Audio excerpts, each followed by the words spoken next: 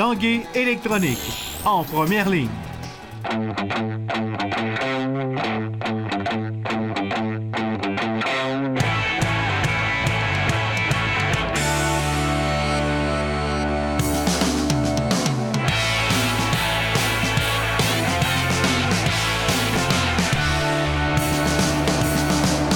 Salut, ici Jonathan Fournier et bienvenue à l'Esprit sportif. Aujourd'hui à l'émission, bien sûr, on vous parle de golf, on vous parle de football et d'un combattant québécois sur le circuit de la UFC. Tout d'abord, parlons de karting. 11 pilotes de la grande région de Québec qui s'entraînent en ce moment chez KCR Karting se sont qualifiés pour participer aux championnats du monde qui auront lieu au début juillet à Paris. André Martin est allé les rencontrer à l'entraînement.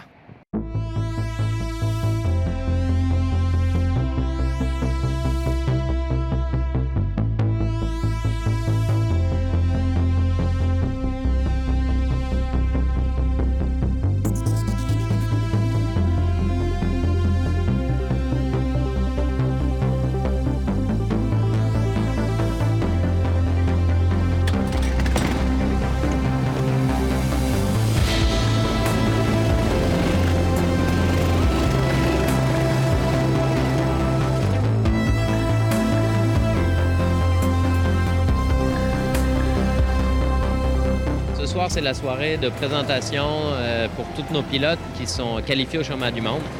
Nos 11 pilotes québécois de KCR vont partir le 5 juillet pour la finale mondiale qui va avoir lieu à Paris en juillet prochain. L'édition de l'année passée, dans le fond, du championnat du monde 2015, nous a vu quand même 3 pilotes qui se sont classés dans les 20 premiers au monde lors de la grande finale. Donc, il y a plusieurs pilotes qui partent directement avec l'objectif de finir dans le top 10, dont certains finir sur le podium de la finale mondiale. On a des gros espoirs de faire briller le drapeau québécois et le drapeau canadien en France. Donc, si j'ai bien compris, le Québec et la région de Québec, on est fort en karting. Nos pilotes sont bons, mais il y a énormément de talent au Québec. Je veux dire, oui, ils sont bons, on les travaille fort, on passe beaucoup de temps avec eux, mais il y a une bonne base. À Québec, en tant que tel, on travaille très fort pour continuer à les développer, pour améliorer leur pilotage.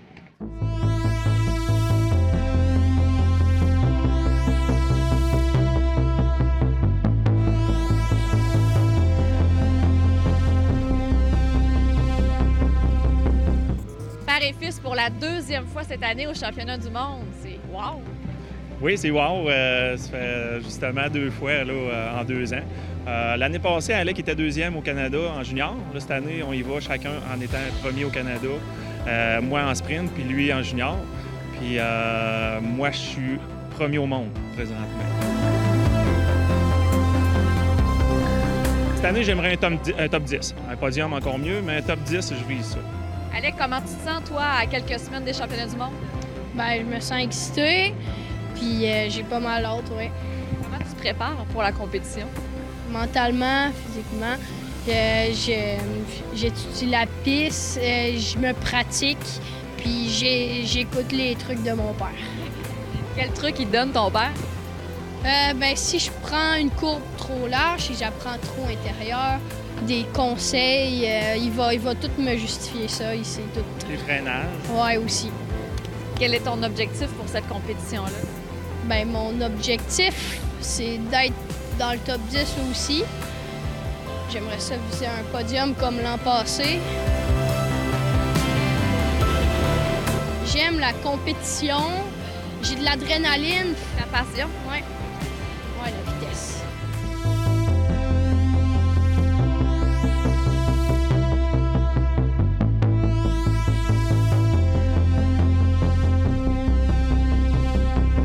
Troisième fois que vous allez au championnat du monde, est-ce qu'on s'habitue au championnat du monde?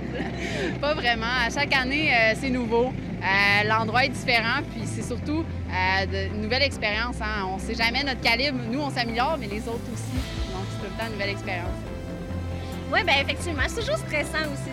C'est un défi à relever. Puis, assurément, on va donner notre possible là, pour que ça soit génial. Oui, c'est sûr que rendu là-bas, ce qu'on fait la première chose, on va marcher la piste. Donc, on regarde les aspérités, on regarde les virages, où ce qu'on préfère des beaux freinages. C'est sûr que ça fait une grosse différence faire ça. C'est toujours bien d'être rapide à apprendre une piste, hein, parce qu'on n'a pas beaucoup de temps là-bas avec le stress non plus. Donc, c'est sûr que ça aide pas, là. Qu'est-ce qu'on peut vous souhaiter pour Paris, les filles? Moi, cette année, je cours en catégorie Sprint Cup, comme la première année que je suis allée. Donc, c'est sûr que j'ai le goût de performer. La première année, j'avais eu 2 victoires. Donc, on vise aussi là, d'aller chercher là, des beaux podiums puis des beaux trophées aussi cette année-là. Pour l'enduro, ben une victoire, ça serait un peu osé, mais du moins améliorer notre classement, être fiers de nous en sortant de la piste. C'est vraiment ça. Bonne chance, les filles. Merci beaucoup.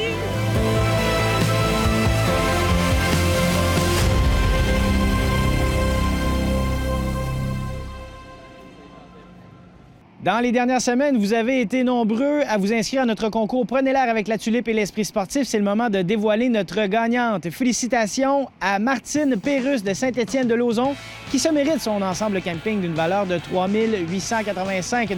Merci à tous nos participants. À venir à Esprit sportif, on parle de golf, l'Omnium du Québec.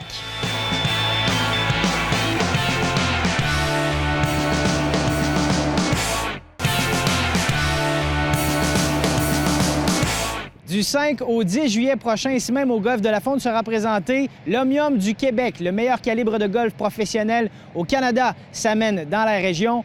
Le champion en titre, Dave Lévesque, a déjà confirmé sa présence. Un tournoi qui sera désormais chapeauté par une nouvelle entité, le Circuit Canada Pro Tour. Voici tous les détails dans notre reportage.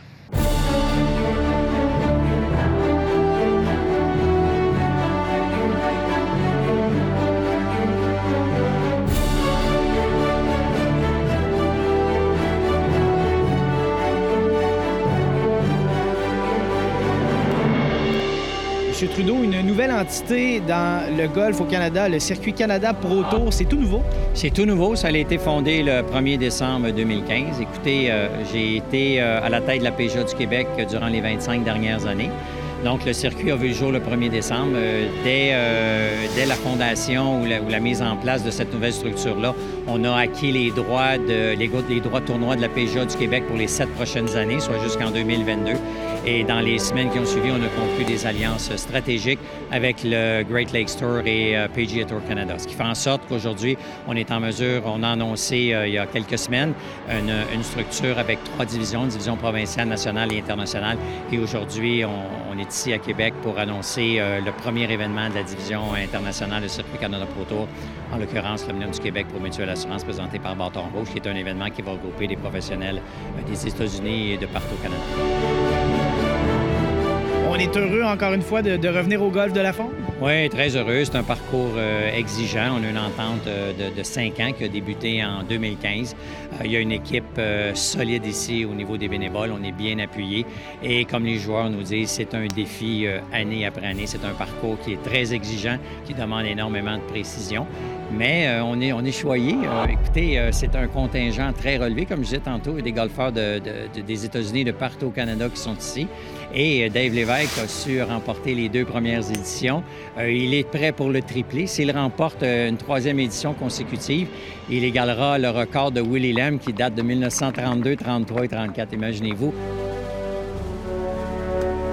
Depuis hier, Dave Lévesque est dorénavant classé numéro 1 au Canada au niveau de la PGA du Canada. Alors, c'était toujours une guerre ou une lutte à finir entre Bill Walsh de l'Ontario, Bryn Parry de la Colombie-Britannique et Dave Lévesque. Mais maintenant, c'est fait. Dave Lévesque est maintenant numéro 1, Bill Walsh numéro 2 et numéro 3, Bryn Parry de la Colombie-Britannique. C'est intéressant pour Dave Lévesque parce qu'en étant maintenant classé numéro 1, il participera à l'Omnium canadien dans plusieurs semaines et il pourra se mesurer aux meilleurs joueurs du PGA Tour.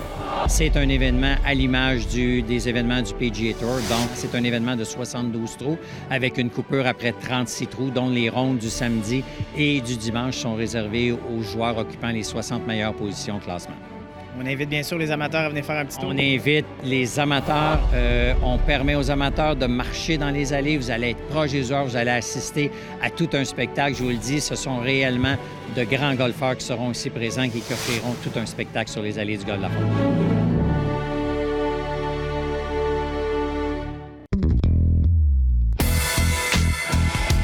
Le séminaire Saint-François a annoncé l'embauche de l'ancien joueur de football de la Ligue canadienne Dominique Picard à titre d'enseignant au programme de concentration football de l'établissement. Le joueur de ligne offensive, nouvellement retraité après 10 saisons chez les professionnels, entraînera également l'équipe juvénile AAA. Donc, on ajoute un gros morceau, un gros bagage de connaissances à notre organisation. Puis, on essaie juste, encore une fois, d'améliorer tout le produit qu'on fait. On a une excellente organisation de football ici. On ne perd pas beaucoup de matchs. Comme tantôt disait Dominique en conférence de presse, on était dans le top 10 au Canada. Donc, on veut encore gravir les échelons puis remporter le fameux bol d'or à chaque année. Picard est un ancien du SSF avec qui il a gagné le bol d'or en 1998 après en avoir remporté 2 autres au collégial, 2 coupes Vanier et une coupe Grey avec les Rough Riders de la Saskatchewan. Tout au long de ma carrière en tant que joueur, je me suis beaucoup impliqué dans les écoles de football au niveau amateur, au scolaire, pour conserver et améliorer mes techniques de pédagogie. Puis, question de me préparer aussi pour mon après-carrière qu'on est maintenant rendu. Alors, pour moi, le coaching, c'est pas quelque chose de nouveau, c'est une passion. Le camp d'entraînement du Blizzard Division 1 débute le 12 août. Le combattant originaire de Québec, Jonathan Meunier, effectuait son entrée en UFC samedi. Meunier a subi la première défaite de sa carrière, abandonnant sous l'emprise d'un étranglement arrière de Colby Covington.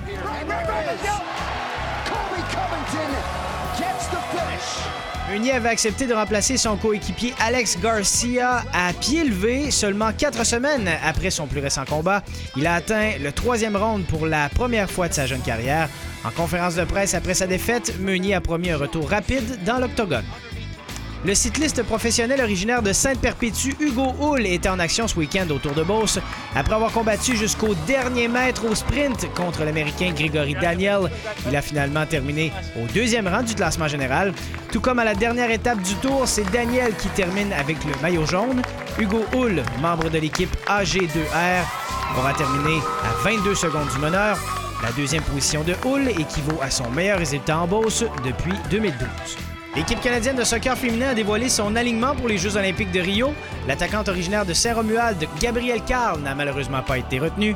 Victime d'une entorse à la cheville lors d'un entraînement de l'équipe en mai, elle n'a pas pu se justifier lors des 2 matchs préparatoires contre le Brésil. Il n'est pas exclu que la jeune Québécoise puisse tout de même accompagner l'équipe à Rio. Soccer Canada dévoilera plus tard cette semaine l'identité des 3 joueuses qui agiront comme réservistes au Brésil. Ici Jonathan Fournier, c'est tout pour l'Esprit sportif. On se reparle demain. Ciao!